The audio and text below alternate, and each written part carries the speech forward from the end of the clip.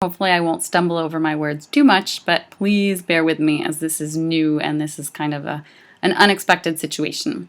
So first I wanted to walk you through a review of some of the main points from our last lecture. To start off with, remember we talked about suprasegmentals. So suprasegmentals are vocal effects that span over more than one sound segment in an utterance. So up until last lecture, we were talking about sounds in isolation and how those come together to produce words, but there are also effects that span over several sound segments in an utterance. Remember that we talked about intonation, so the fact that your pitch declines over an utterance, stress, tempo, rhythm, timing, loudness, and vocal effort. And remember that all of these can also be described as prosody. We talked about prosodic variation, so those are the different suprasegmental effects that you use when you are speaking, for example, in infant-directed speech versus when you are matching your conversation partner versus when you're talking to someone of authority. And an additional class of suprasegmentals that don't fall under this categorization of prosody are tone of voice, non-linguistic vocal expression, and meaningful non-words. So those are things like that's part of your conversation. They're meaningful, but they're non-words, laughing, crying, etc. So then we talked a lot about broad transcription versus narrow transcription, and I just wanted to pull things together. So narrow transcription is a more detailed system of transcription. It's very useful if you're trying to capture phonetic variations. So because our profession is working with disordered speech, it's in the case of trying to characterize this and describe disordered speech that you're most often going to use narrow transcription. But you want to remember that the broad to narrow transcriptions really exists along a continuum. It's not a black and white. You use a broad transcription in one context, you use a narrow transcription in another context. Essentially, you apply the tools that you have of a narrow transcription into a broad transcription when it's needed, if that makes sense. So basically, if you have a client who's misarticulating or who's producing variations, that's when you want to include some narrow transcription so that you're really capturing the process that you're going to work on.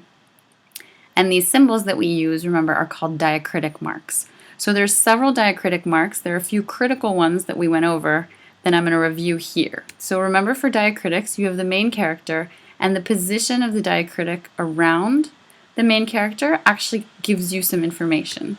So first, before the main character, we have on-glide symbols. So that one is kind of logical in that these on-glide symbols can be any phoneme, any sound that precedes the main character. So this is when sometimes you'll say, oh yes. So there's a little there's a little hesitation before you say yes. These are things like we were talking about dialectical Boston variations, where you'll say the plotty. I don't know if that's a great word, but essentially you can have like a W coloration to a main character. It's just a flavor to that main character that precedes it, and it can be any phoneme.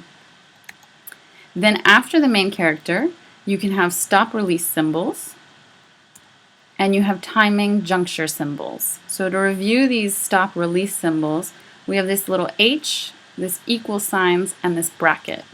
So the H indicates aspirated. Aspirated means that you have essentially a large puff of air that follows a sound.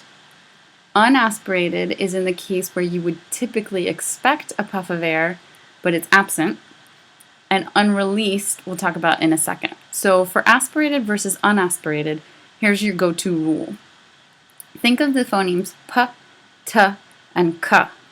Those three phonemes are typically aspirated before stressed vowels. So when you're saying pen, tick, cat, all of those, there's a big puff of air. Puff, pen, paper, tip. There's a large puff of air that follows these phonemes. So in that case, you expect it to be aspirated. So if it's unaspirated is the situation when you'll use this equal sign. So if instead of saying pen, a participant says pen. Over the recording, it's difficult to hear, but you would have some visual cues also that helped you figure out that distinction. And then, so these p, t, k are typically aspirated before stressed vowels, which means that in all other contexts, they're typically unaspirated. So their typical situation is to be unaspirated. So if in saying paper, you hear this paper, that's an aspiration that you would want to capture through a narrow transcription because that's a disordered or an atypical production. Unreleased, that's where we've been talking about words that end in a stop consonant. So if we take the word bat, the way you would say bat in overproduction is to really release that word final T, bat. But typically we say it bat. And if you notice when you say bat, at the end of the word, if you freeze your tongue in its position, you'll notice that your tongue tip is making contact with your alveolar ridge. So it's in the position of a T, but it's unreleased. So it's instead of being bat, now say it without releasing it, bat. If you freeze your tongue in that position, it's at the position, it's articulatorily ready for a T sound, but it's unreleased. So that's where you would use this. And then this timing juncture, this lengthening we talked about is often for vowels. You can also have it for geminate consonants. So if you have two consonants that occur, for example, an M that's word final, and then an M that's word initial. So some money, that might be held longer.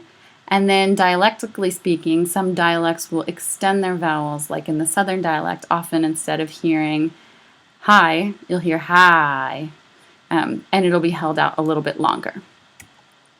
Next, we have diacritic marks that are above the main character. So above the main character, you're going to get lip symbols. You're going to have nasal symbols, and these to review, this indicates a nasalized vowel. This symbol here indicates a consonant that has nasal emission. And then this one indicates a segment that would typically be nasalized, but that's denasalized, so you don't have any emission through the nose. And then we have stress symbols. So the stress symbols, we talked about this briefly, but all I need you to worry about is being able to identify primary stress. Don't worry about secondary stress or tertiary stress. I want you to know that it exists and know that essentially it's relative to an utterance. It's different levels of stress within that utterance, and that multiple syllables can have secondary stress, multiple syllables can have tertiary stress, but the most important is that you're able to consistently identify the primary stress. And then below the character, we first have our tongue symbols. So if we review our tongue symbols, this tongue symbol is dentalized. So remember, dentalized is for an alveolar production. Instead of making tongue contact with your alveolar ridge, your tongue actually moves a little bit further forward and makes contact with your teeth, your dentition, and so it makes it dentalized. So d instead of da. Velarized, similarly, is when you move, your tongue moves closer to the velar position, closer to the velum. The most frequent incidence of this is the dark L, as it's called, in post-vocalic word final position. So think of the L in ball versus the L in light. So light, ball, light, ball. You can feel that that articulation is different. Ball having a more velarized articulation. And then the last tongue symbol that's important to know is de-rhoticized. So remember, rhotics are any R family sound, and when it's de-rhoticized, it becomes a little less R-like. So this occurs often in children's R productions, and remember, this is instead of saying really, they're going to say wheelie, and you would capture that with this symbol under the R. Then we have sound source symbols, so that's just this little circle, and this circle indicates partial devoicing. So this is actually a process that occurs quite often in both adult speech and in children's speech, and often it happens in word final position. So that's something like, take the word dog. Dog. At the end of dog, you have a voiced consonant. You have that voice stopped g, but sometimes it's partially devoiced. So instead of really saying dog, it might be dog, which is hard to hear, but basically the definition is that you're sustaining vocal fold vibration for less time. It's not as strong a hum in your throat, in your larynx, as it would be for a dog. You have a dog. It's partially devoiced. And then the syllabic symbol we've seen a lot. You just put this little line underneath the consonant that serves as the nucleus of the syllable. All right, so the other diacritics we didn't talk about in class, and these are ones that you need to have a basic understanding of them.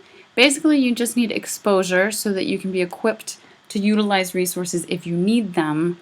I want you to be able to, when you see them, not be caught off guard, but it's not as important for you to know all of these characteristics. So I'm going to end Module 1 here, and I'll start up Module 2 with the new diacritics.